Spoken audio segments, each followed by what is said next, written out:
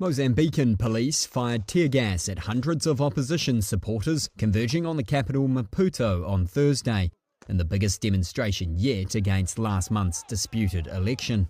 Human rights groups say at least 18 people have been killed in the police crackdown on protests since the October 9th vote, which extended ruling party Frelimo's 5 decades in power. Opposition parties, civil society groups and Western observers said the election was unfair and that results were altered.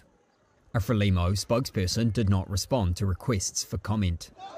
Thursday was dubbed the Day of Freedom in flyers distributed on social media by presidential candidate Venancio Mondlane. Mondlane commands a strong following among the country's disenchanted youth and came second in the official election results, but claims to have won.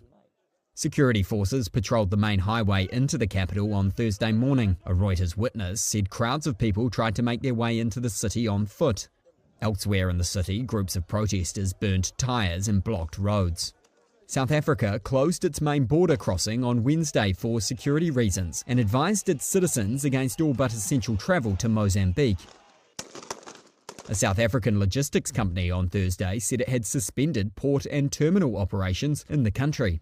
Mozambique's Constitutional Council this week ordered the Electoral Commission to clarify why there had been discrepancies in the number of votes counted in the elections, according to a letter seen by Reuters. An Electoral Commission spokesperson did not immediately respond to a message seeking comment.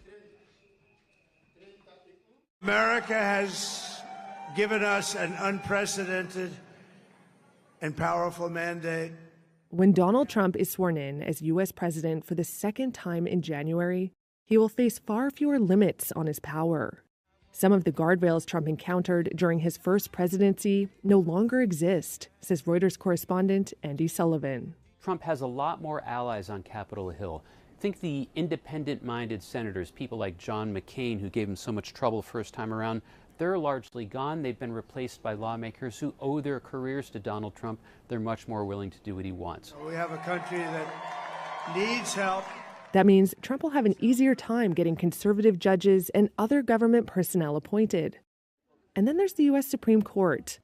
Sullivan says the country's top court has already handed Trump important victories. They've given him what basically amounts to a blank check by saying back in June that presidents can't be held criminally liable for actions they take in office. This will have the practical effect of getting rid of 2 of his criminal prosecutions, and also going forward gives him a lot more latitude to do stuff that would be illegal. For example, calling in troops to get deployed on U.S. soil. That's against the law, but he can't be prosecuted for that at this point. Republicans also won control of the Senate on November 5th, but Trump still faces one possible constraint, the House. If Republicans ultimately prevail, they would be in a position to dictate the agenda in Washington, helping Trump deliver on his promises to slash taxes and restrict immigration. The Brookings Institution's Bill Galston says Trump could have a unified government for at least 2 years. The Trump administration will be able to pursue its agenda, whatever that turns out to be, with fewer political constraints than most presidents labor under. If the House ultimately goes to the Democrats, they would be able to block Trump's legislative agenda and launch investigations into his administration.